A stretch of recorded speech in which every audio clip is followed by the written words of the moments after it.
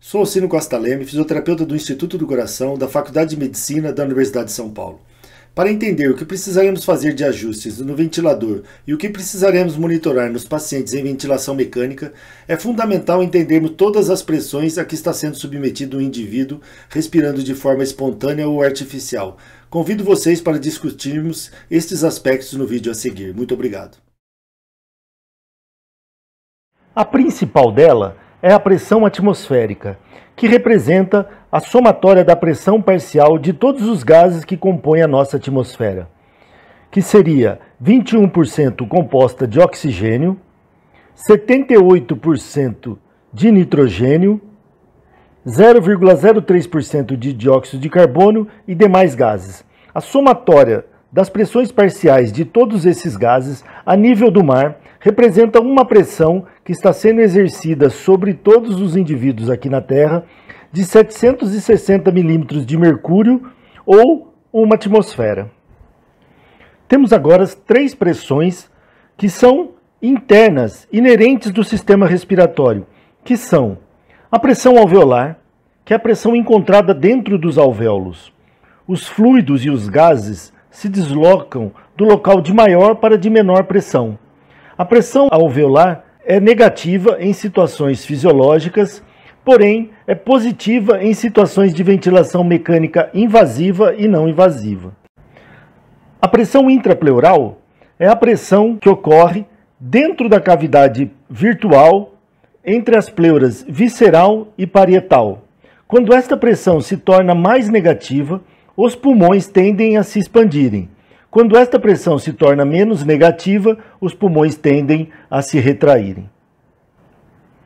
A diferença de pressão entre a pressão alveolar, aquela pressão encontrada dentro dos alvéolos, e a pressão intrapleural, a pressão encontrada dentro da cavidade virtual das pleuras, a pressão intrapleural, nós temos a pressão transpulmonar, que seria a diferença de pressão entre a pressão alveolar menos a pressão intrapleural. Essa pressão é muito importante porque é essa pressão que quanto maior, maior é a quantidade de ar que entra dentro dos nossos pulmões.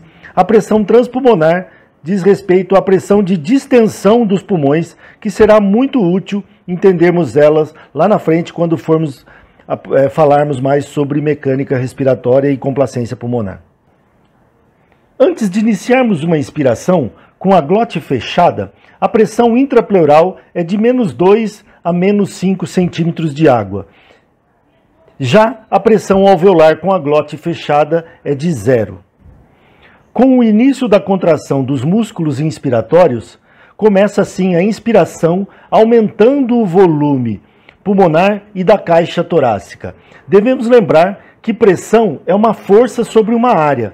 Portanto, o volume pulmonar aumenta, a área de superfície no interior dos alvéolos também aumentam, diminuindo assim a pressão alveolar para -1, -2, -3. E é dessa forma que o ar se desloca da pressão atmosférica mais positiva agora para uma pressão alveolar mais negativa em uma situação de respiração espontânea. Porém, em ventilação mecânica, essa pressão agora alveolar será positivo, porque agora estaremos ventilando num regime agora onde uma máquina geradora de fluxo de pressão expande os pulmões através de uma pressão positiva. Desta forma, o ar chega até os nossos pulmões, porque a pressão alveolar se torna, portanto, menor do que a pressão atmosférica. Sendo assim, o ar tende a entrar nos pulmões, pois os fluidos e gases se deslocam do local de maior para os locais de menores pressões. À medida que continuamos a inspirar, recrutando mais fibras musculares, a pressão intrapleural reduz-se ainda mais, -4, -5, -6 centímetros de água. Isso porque, à medida que os pulmões se expandem, aumenta também a retração elástica, tornando desta forma a pressão intrapleural cada vez mais negativa. No começo da expiração, os músculos inspiratórios que estavam agora contraídos, eles se relaxam, iniciando assim a exalação e diminuindo progressivamente o volume pulmonar. Ao final da expiração, a pressão alveolar e a pressão intrapleural retornam aos valores iniciais pré-inspiração. Temos aqui nessa figura esquemática a representação dos pulmões, vias aérea e caixa torácica e as respectivas pressões. Observamos aqui no canto superior direito a pressão intrapleural entre as pleuras visceral e pleura parietal, que, como dissemos, em uma situação fisiológica, pela retração existente continuamente das fibras pulmonares, que tem uma tendência contínua a se retraírem, e a caixa torácica se expandir, gera em torno de uma pressão negativa intrapleural em torno de -3, -4 milímetros de mercúrio. E a outra pressão existente no sistema, que é a pressão atmosférica, que quando ela adentra o pulmão, chamamos ela de pressão intrapulmonar. Essa pressão atmosférica com a glote aberta é a mesma pressão de fora, e com a glote fechada, a pressão alveolar seria em torno de 0 milímetros de mercúrio. Nesta outra figura, podemos observar então que o ar adentra aos pulmões à medida que a pressão atmosférica for maior do que a pressão alveolar. A outra pressão envolvida no sistema seria a diferença de pressão, então, entre os alvéolos e a pleura, denominada então pressão transpulmonar, que é a pressão responsável pela distensão dos pulmões.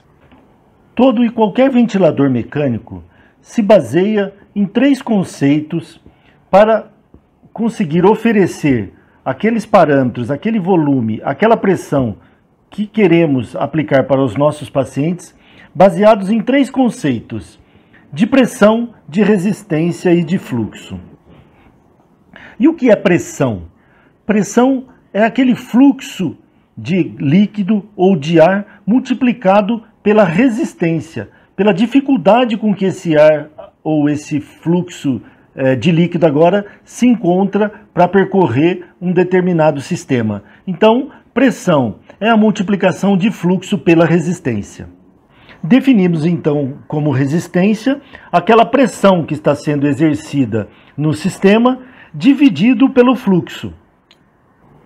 E por final, fluxo é igual a pressão dividido pela resistência. É desta forma que os ventiladores mecânicos trabalham. Muitas vezes oferecemos para o paciente, através de um controle pressórico, muitas vezes oferecemos um controle de fluxo, quer seja um equipamento de uma modalidade que é ciclada a fluxo ou que é controlada a pressão, que vamos observar mais para frente. Então, quando eu monitoro um paciente sobre ventilação mecânica e observo uma determinada pressão, uma pressão de platô, uma pressão de pico, por exemplo, eu tenho, o que é essa pressão? É a multiplicação do fluxo pela resistência, sendo que na pressão de platô, é a pressão de platô, porque nós não temos fluxo nesse momento, mas falaremos também mais a seguir. Então, quando olhamos lá num ventilador que apresentou uma pressão, por exemplo, de pico de 30 centímetros de água, devemos lembrar que essa pressão é o resultado da multiplicação do fluxo pela resistência. Então, no exemplo hipotético aqui, o que seria uma pressão, então? Se eu tenho um fluxo de ar de 2 litros por segundo com uma resistência do sistema respiratório de 15 centímetros de água litros por segundo, a pressão nesse sistema será de 30 centímetros de água, que é aquilo que devemos monitorar no sistema. E quando encontramos um determinado fluxo no sistema respiratório, quer seja um fluxo inspiratório ou expiratório, devemos lembrar, então, que fluxo é pressão dividido por resistência. Então, naquele exemplo anterior, onde eu tenho uma pressão de 30 centímetros de água com uma resistência de 15 litros por segundo por centímetros de água, eu tenho um fluxo de 2 litros por segundo ou 120 litros por minuto. Sempre uma questão matemática. Um parâmetro extremamente importante de monitorarmos na ventilação mecânica é a resistência das vias aéreas, porque isso pode determinar até para podermos calcular então as constantes de tempo do sistema respiratório. Então, a resistência que lemos lá no monitor, ela nada mais é do que a pressão dividida pelo fluxo. Então, se eu tenho, no nosso esquema, exemplo hipotético aqui, eu tenho uma pressão de 30 centímetros de água com um fluxo de 2 litros por segundo, eu tenho uma resistência de 15 centímetros de água litros por segundo. O que o ventilador mecânico faz para nós é fazer esses cálculos matemáticos. Então, quando eu tenho os dois lados da equação, se eu tenho a resistência, se eu quero saber a resistência, é só eu ter os valores de pressão e de fluxo. Se eu quero saber qual que é o fluxo, é só eu ter os valores de pressão e de resistência. E se eu quero saber qual que é a pressão do sistema, é só eu ter os valores de fluxo e de resistência. Desta forma, o ventilador mecânico nos dá um dos parâmetros extremamente importantes que vamos monitorar, que vamos aplicar com os pacientes, que é o volume corrente, que é aquele volume de ar que entra e sai dos pulmões, da qual sabemos hoje que esse volume corrente, ele, se for com altos volumes, ele pode provocar lesão pulmonar induzida pela ventilação e em situações graves de síndrome respiratória aguda grave, muitas vezes é necessário utilizar volumes correntes menores, que também falaremos a seguir. Então, o que é volume corrente para um ventilador? O ventilador, você vai lá e determina para ele o quanto você quer de um volume corrente, por exemplo, numa modalidade de volume controlado, onde agora eu tenho o controle do volume corrente, eu estabeleço que eu quero 500 ml de volume corrente. Então, para isso a máquina vai fazer como? Como que é o critério? Para o ventilador mecânico, o volume corrente é um fluxo dividido pelo tempo. Então, se eu tenho um fluxo, por exemplo, aqui de 60 litros por minuto na máquina, com o tempo de 1 segundo, o volume corrente é de 1 litro. Tá? Então, nessa situação agora, onde eu estabeleço dois parâmetros para o ventilador mecânico, eu quero, numa modalidade volume controlado, eu estabeleço que eu quero 500 ml de volume corrente, e eu estabeleço que o tempo inspiratório que eu quero é de 1 segundo, então eu controlei o volume corrente e eu controlei o tempo. Eu quero que durante o tempo de 1 segundo o ventilador mecânico me ofereça 500 ml de volume corrente para esse indivíduo. Desta forma, é uma conta matemática. A única possibilidade de existir isso é algo matemático, uma ciência exata. Necessariamente, para que isso aconteça, que o paciente receba 500 ml durante 1 segundo, o ventilador mecânico necessitará de um fluxo de 30 litros por minuto. Sendo assim, de acordo com a matemática, como o volume corrente é um fluxo dividido pelo tempo, o que seria o fluxo? O fluxo agora é um volume corrente multiplicado pelo tempo. E para o ventilador mecânico, o que é o tempo? Aquele tempo em segundo que eu estabeleço em algumas modalidades. É um fluxo dividido pelo volume corrente. Ou seja, se conseguimos entender os regimes pressóricos, a pressão atmosférica, a pressão alveolar, a pressão transpulmonar e as questões de pressão, fluxo e resistência que estão envolvidas no sistema respiratório, passaremos a conduzir melhor a ventilação mecânica, oferecendo melhores resultados para os nossos pacientes.